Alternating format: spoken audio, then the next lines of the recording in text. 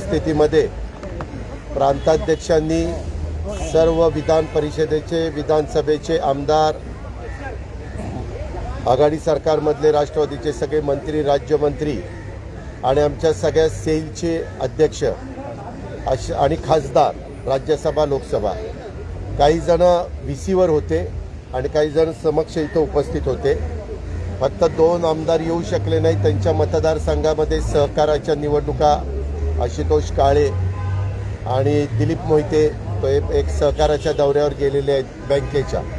बाकीचे सगळे आमदार उपस्थित होते, खासदार उपस्थित होते आणि पदाधिकारी पण सगळे उपस्थित होते. आता सध्या महाराष्ट्रामध्ये जो काही राजकीय परिस्थिती निर्माण झालेली आहे त्या परिस्थितीच्या संदर्भामध्ये माझ्यानंतर प्रांताध्यक्ष पण अधिकारवाणीनं सांगतील. पण महाविकास आघाडीचं सरकारमधले प्रमुख उद्धव ठाकरे साहेबांना पूर्णपणे पाठिंबा देऊन राष्ट्रवादी काँग्रेस पक्ष शेवटपर्यंत हे सरकार कसं त्या ठिकाणी टिकेल ह्याबद्दल प्रयत्न करत राहणारे, प्रयत्न करणारे, तशा पद्धतीनं आम्ही काम करतोय. मी तशा प्रकारे दुपारी पण मुख्यमंत्र्यांशी बोललो, ते मातोश्रीवर होते. आणि आता आदित्य ठाकरेंचा पण दुसऱ्या कामाच्या करता फोन आलेला होता, त्यांना पण मी सांगितलं. माझी मीडियाला, इलेक्ट्रॉनिक आणि प्रिंट मीडियाला विनंती आहे की ह्याच्यापेक्षा दुसरं कुठलीही भूमिका राष्ट्रवादी काँग्रेस पक्षाची त्या ठिकाणी नाही आहे. शिवसेनेमध्ये काही प्रश्न आमदारांच्यामध्ये निर्माण झालेले आहेत, त्याच्याबद्दल जास्त अधिकारवाणीनं शिवसेनेचे प्रवक्ते किंवा शिवसेनेचे नेते हे त्याच्या संदर्भामध्ये सांगतील. आपण ते TV वेगवेगळ्या चॅनलच्या माध्यमातून दाखवताच आहात. काही आमदार परत आलेले आहेत, त्याच्यामध्ये नितीन देशमुख असतील, किशोर पाटील असतील. त्यांनी वेगळी भूमिका तिथं म्हणजे काय झालं ती मांडलेली आहे. परंतु तिकडं आमदार आहेत ते पण आपल्याला चॅनलच्या माध्यमातून पाहायला मिळत आहेत. त्यांना आव्हान करण्याचं काम मुख्यमंत्र्यांनी पण काल भाषणामध्ये महाराष्ट्राला उद्देशून त्यांनी भाषण केलं, त्यावेळेस त्यांनी पण आव्हान केलेलं आहे.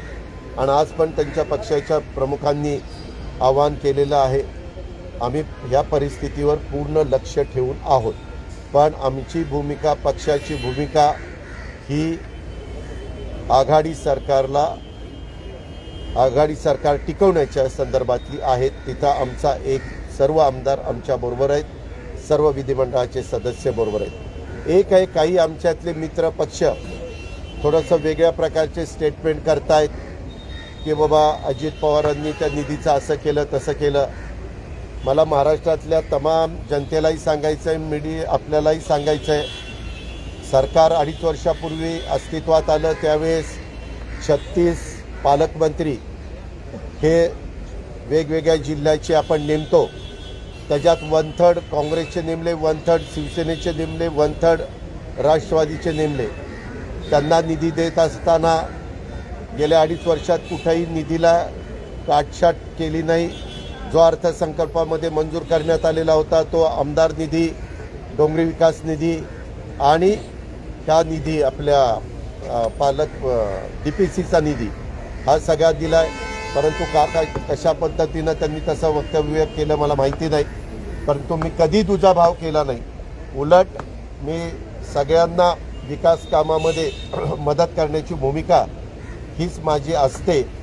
हे आपण पण पाहिलेलं आहे. अनेकदा मी 8:30-9लाच ऑफिसला येऊन बसतो आणि जेवढे काही मिटिंगच्या माध्यमातून किंवा इतर बाबतीमध्ये चर्चा करून प्रश्न सोडवता येतील तो सोडवण्याचं काम मी करत असतो. वास्तविक त्यांनी असं चॅनलला जाऊन बोलण्यापेक्षा जर आमची एकत्रपणे ज्यावेळेस अशोक चव्हाण साहेब, बाळासाहेब थोरात, जयंत पाटील, मी असे आणि शिवसेनेचे काही प्रमुख आम्ही एकत्रपणे चर्चा करत असतो त्यावेळेस सांगितलं असतं तर तिथल्या तिथं गैरसमज दूर झाले असते. अशा काळामध्ये प्रत्येकाने आमच्या तिघांची आघाडी आहे, तिघांनी पण ही कशी टिकेल आणि ही आत्ताची परिस्थिती कशी आपल्याला नीटपणे सर्वांना मिळून हाताळता येईल त्याचबद्दलचा प्रयत्न हा केला गेला.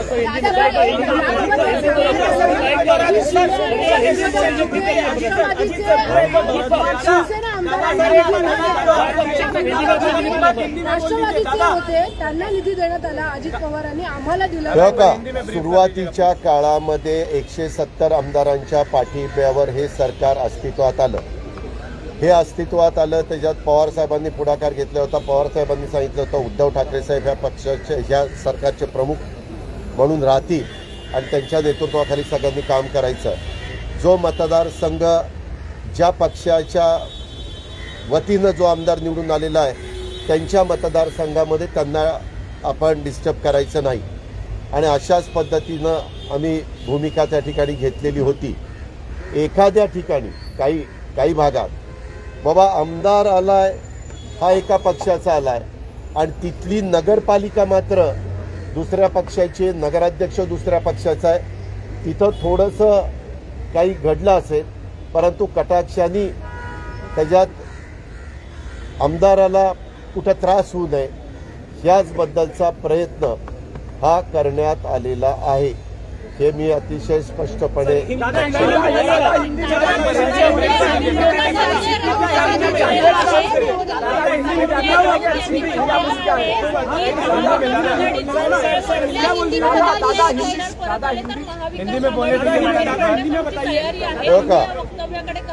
आम्ही त्या वक्तव्याकडे असं बघतो. त्यांचं वक्तव्य मी पण मीडियामध्ये पाहिलेलं आहे. त्यांच्या नेतृत्वाखाली त्या पक्षाच्या आम्ही सरकारमध्ये गेलेलो आहे. शेवटी ते सरकार टिकवण्याची जबाबदारी आमच्या तिन्ही पक्षाची आहे. आता त्यांनी ते वक्तव्य का केलं हे त्यांना स्वतःला माहिती. त्यांनी जरी तसं वक्तव्य केलेलं असलं तरी आम्हाला त्याच्यावर टीका टिप्पणी करण्याचं काही कारण नाही. आता आम्ही सगळ्यांनी समंजस भूमिका घेऊन हे व्यवस्थित कसं ह्याच्यातून आपण बाहेर पडू याचबद्दलचा प्रयत्न हा झाला पाहिजे असं माझं मत.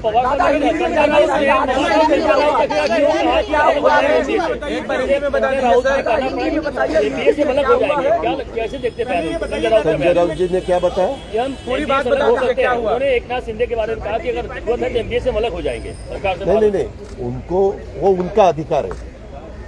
पहले जो तय हुआ था कि 5 साल के लिए महाविकास आघाड़ी का गवर्नमेंट टिकना चाहिए, चलना चाहिए. उन्होंने तो बहुत दफ़ा कहा कि ये 5 साल नहीं 25 साल टिकने वाला है, ऐसा भी स्टेटमेंट उन्होंने किया है. अभी वो जो आपने सवाल पूछा वो स्टेटमेंट जरूर उनका हमने सुना है, वो उनका अधिकार है. उन्होंने किस कारण ये स्टेटमेंट किया है उसके बारे में मुझे खुद पता नहीं, लेकिन मैं उनके वरिष्ठ नेता उद्धव ठाकरे साहब जी को पूछूंगा कि ऐसा ऐसा स्टेटमेंट आया है, आप उसके आपके मन में दूसरा कुछ है क्या? मेरे ख्याल से वैसा कुछ नहीं होगा. कभी कभी थोड़ा बहुत लोगों को वापस बुलाने के लिए भी वो स्टेटमेंट कर सकते हैं, वो लेकिन वो उनका अधिकार है. वो सबसे ज़्यादा विधायक उनके थे और विधायकों को बहुत दफ़ा ज़्यादा मेजॉरिटी विधायकों का कुछ कहना हो तो पार्टी उनका सुनती है. अगर उन्होंने वैसा डिसीजन लिया तो उसके बारे में हमें कोई कमेंट करने की जरूरत नहीं. हम आखिर घड़ी तक शिवसेना के साथ उद्धव ठाकरे साहब जी के साथ खड़े रहेंगे.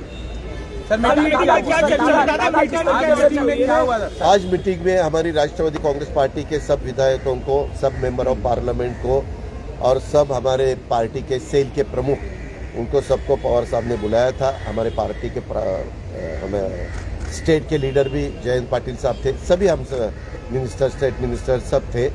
उसमें ये तय हुआ कि ये जो अभी की सिचुएशन तैयार हुई है उसमें उद्धव ठाकरे साहब जी को पवार साहब ने खुद और कांग्रेस पार्टी ने मिलके, सबने मिलके वहाँ उनको चीफ मिनिस्टर के नाते बिठाया है. तो ये गवर्नमेंट आगे चलना चाहिए. इसीलिए राष्ट्रवादी कांग्रेस पार्टी के सभी विधायक ये सरकार आगे ठीक ठाक चलाने के लिए उनका सपोर्ट कर रही है, उसमें कहीं भी हम पीछे हटने वाले नहीं। दादा, जो क्राइसिस चल रही है शिवसेना के भीतर, जिस तरीके से एकनाथ शिंदे जी के आपके सहयोगी मंत्रिमंडल में हैं और आप तमाम सारे लोगों के साथ वहाँ हैं, उनको किस तरीके से आप कहेंगे और सरकार को लेकर? नहीं, वो तो अधिकार, अगर एनसीपी में कुछ क्राइसिस हुए तो एनसीपी ने खुद देखना चाहिए, उनके लीडरों ने देखना चाहिए, उन्होंने सब मिलके एक परिवार के नाते एक दूसरे के साथ बात करके जो भी रास्ता आगे ठीक लगेगा वो करना चाहिए। इसमें क्या हुआ है, वो पार्टी अंतर्गत उनका मामला है, तो उसके बारे में पार्टी के जो भी चीफ है, जो भी बाकी लीडर है, वही डिसीजन लेंगे। हम उद्धव ठाकरे साहब के पीछे अभी है। क्या इस बगावत के पीछे बीजेपी है सर? क्या आप मानते हैं कि इस बगावत के पीछे बीजेपी का रोल है? अभी तक तो वैसा दिखाई नहीं दिया। लेकिन पवार साहब, एक आरोप बहुत बड़ा लग रहा है जो एकनाथ शिंदे खुद की तरफ से कि एनसीपी और कांग्रेस बड़ी होती जा रही है, यानी एनसीपी बहुत बड़ी हो रही है, शिवसेना कमजोर हो रही है। वैसा उन्होंने उनके पार्टी के प्रमुख जी को बताना चाहिए था, सीएम जी को, या हमारी जो कभी कभी मीटिंग रहती थी कांग्रेस, राष्ट्रवादी कांग्रेस और शिवसेना के दो लोग हम बैठते थे, तब उन्होंने ये सवाल उठाना था कि ऐसा ऐसा है। कभी कभी एक पार्टी चलाने के वक्त भी कभी कभी पार्टी में एक दूसरे को कुछ ना कुछ मतभेद हो जाते हैं। ये तो 3 पार्टियां थी, तो कुछ गड़बड़ हुई तो अगर बताए तो उसमें से रास्ता निकाल सकता था। सर, निशाने पर हाथ क्यों है? फंड्स को लेकर बात हो रही है तो कहा जा रहा है कि एनसीपी के जो वित्त मंत्री थे फंड्स नहीं दे रहे थे, उधर के शिवसेना के लोग भी कह रहे हैं, कांग्रेस के मुखिया नाना पटोले भी कह रहे हैं कि फंड्स का डिस्ट्रीब्यूशन सही से नहीं। आपको मीडिया सबको मालूम है, जो भी बजट हम पेश करते हैं हर साल, मैंने तीसरा मेरा बजट था, वो पूरा बजट कैबिनेट के सामने जाता है, कैबिनेट सब वो देखती है और उसके बाद कैबिनेट उसको बोलती है कि ये मंजूर है, और फिर असेंबली में जाता है, और काउंसिल में भी और असेंबली भी, दोनों भी जग जाता है, और वहाँ मेजॉरिटी से वो मंजूर हो जाता है। और फिर हर एक डिपार्टमेंट का जो फंड है वो मेरे हाथ में नहीं रहता। ट्राइबल का फंड ट्राइबल के मिनिस्टर के पास चला जाता है हर महीने। उसका साल का पूरा उनका बजट समझो 15,000 करोड़ है, तो 15,000 करोड़ के हिसाब से हर महीने 1,000-1,200 करोड़ 1,000-1,200 करोड़ ऐसे उनके पास पैसा चला जाता है। वो उनके जो भी काम है वो काम उसमें से कर देते हैं, इसीलिए वो मैं रुकवा नहीं सकता। ये सामाजिक न्याय का फंड हो या अलग इरिगेशन डिपार्टमेंट हो, पीडब्ल्यूडी डिपार्टमेंट हो, यूडी डिपार्टमेंट हो, हर एक डिपार्टमेंट का फंड उनके हाथ में चला जाता है। फिर वो कैसा देने का वो अधिकार तो मिनिस्टर का है। दादा एक सवाल और डीपीसी का वो जो फंड है वो गार्डियन मिनिस्टर के पास चला जाता है। गार्डियन मिनिस्टर, वहाँ के कलेक्टर और बाकी के मेंबर ऐसे सब बैठकर उसके बारे में एक बहुत बड़ा मुद्दा जो है हिंदुत्व के मुद्दे को लेकर, क्योंकि एकनाथ शिंदे कह रहे हैं कि हिंदुत्व के मुद्दे पे एनसीपी कांग्रेस साथ नहीं आ सकती। क्या हिंदुत्व को सपोर्ट करते हैं आप लोग? नहीं, हमने जो भी ये गवर्नमेंट हमारा तैयार हुआ उसमें क्या है, कांग्रेस और एनसीपी ये सेक्युलर का विचार करने वाले पार्टियां हैं, और शिवसेना का आपको पता है। लेकिन हमने ये तय किया कि जो इशू पूरे अपने स्टेट के डेवलपमेंट के हिसाब से ठीक है, उसमें ज़्यादा ध्यान देके वही इशू आगे चलाने के, और ऐसा 2.5 साल हमने काम किया। और जो भी उनको कुछ लगता था वो उनके पार्टी के प्लेटफॉर्म के ऊपर उनका स्टेटमेंट निकलता था। दादा एक सवाल ये है, कैसे बगावत हुई शिवसेना में, जो इंटरनल इशू किया ये तुरंत तो क्रिएट नहीं हुआ होगा, तो क्या पार्टी चीज को कहीं न कहीं संज्ञान में नहीं थे या उनको पता नहीं थी चीजें कि इतना गैप होते जा रहा है? उनका कहना है मुख्यमंत्री नहीं मिल रहे थे, उनके मुख्यमंत्री के दरवाजे बंद थे, मुख्यमंत्री कार्यालय में नहीं आ रहे। ये देखो 2.5 साल हो गया, उसमें से 2 साल तो करीबन कोरोना ही था, लेकिन तो भी गवर्नमेंट चालू था। बीच बीच में पूरे कंट्री में सबसे अच्छे चीफ मिनिस्टर कौन है, तो उसमें पहले 5 में उद्धव जी का नाम हमेशा आता था, हमेशा आता था। सबने देखा है, यानी वो तो पॉपुलर थे ही थे। दादा, मला सांगा, ज्या पद्धतीने हे बंड केलं, म्हणजे आपण बघितलं विधान परिषदेची निवडणूक संपली त्या रात्रीच ते निघून गेले। ह्या सगळ्याच्या पाठी आपल्याला वाटतं का की कुठेतरी भाजपचा हात आहे किंवा काय असं कशामुळे हे बंड त्यांचे नेते झाले? जाऊन त्यांना भेटतायत, विशेषतः जे हॉटेलमध्ये आहे भाजप शासित राज्य गोवाच्या आहे. नेत्यांना पण त्यांनीच विमानाचं अरेंजमेंट केलं, ते सगळ्या प्रवासाचं हो अरेंजमेंट केलं असं समोर का, येतं. आताच्या घडीला कुठलाही भाजपचा मोठा नेता किंवा मोठा चेहरा तिथं येऊन काही करतोय अजून आता तरी दिसत नाही। ही वस्तुस्थिती आहे। मोठा नेता मोठा दादा एक सवाल ये है कि जिस तरह से बंडला तुम्ही कशा पद्धतीने, कारण विधान परिषद निवडणुकीनंतर गेले 2.5 वर्षानंतर आणि एवढे आमदार एकामागून एक जातात आणि हे कळलं नाही, कारण गृहराज्यमंत्री पण त्यामध्ये होते। ह्याच्या संदर्भामध्ये आता गव्हर्नमेंट ज्यावेळेस तुम्ही सरकार चालवता त्यावेळेस ह्या सगळ्या गोष्टीचा विचार झाला गेला पाहिजे। आता त्याच्या संदर्भामध्ये काय, आम्ही तर मधून मिटिंग घेतात, त्यांच्या पण मिटिंग होतात। आता तो त्यांचा पार्टी अंतर्गतला प्रश्न आहे। स्वतः शिवसेना प्रमुखांनी आणि त्यांच्या बाकीच्या सहकाऱ्यांनी ह्याबद्दलचा विचार केला असेल। आम्ही त्याच्याबद्दल काही स्टेटमेंट, कारण ते आमचे सहकारी आहेत, आमचे मित्र आहेत, मित्रपक्ष आहे, त्याच्यामुळे आम्हाला त्याच्या संदर्भात बोलायचं नाही। आम्हाला एवढंच वाटतं की ते पार्टी हे सगळेजण उद्धव ठाकरे साहेबांच्या नेतृत्वाखाली विजयी झालेले आहेत। भांड्याला भांडं आपण मराठीत म्हणतो लागतं आणि त्याच्यातनं आवाज येतो, परंतु त्याच्यात इतकं टोकापर्यंत सहसा कोणी जाण्याचा प्रयत्न करू नये। आता तिकडे गेलेले लोक किती खरंच स्वखुशीने गेलेत आणि किती बळजबरीनं गेले, हाही एक संशोधनाचा किंवा विचार करण्याचा भाग आहे। कारण जे दोघं आले ते म्हणतात की अजून काही लोकांना तिथनं यायचं आहे आणि त्यांच्या मतदारसंघामधले आजही तसं बघितलं तर शिवसैनिक सगळीकडचे शांत आहेत। काल मात्र स्वतः मुख्यमंत्री महोदय वर्षावरून मातोश्रीला जात असताना संपूर्ण वर्षापासून मातोश्रीपर्यंत शिवसैनिकांनी त्यांना सपोर्ट केलेला आपण सगळ्यांनी मीडियामध्ये पाहिलेला आहे। आणि आजपर्यंत मी आपल्याला सांगतो, शिवसेनेमध्ये ज्या वेळेस अशा प्रकारचं बंड झालं त्यावेळेस नेते एका बाजूला गेले, शिवसैनिक त्यांच्या मागं गेले नाही।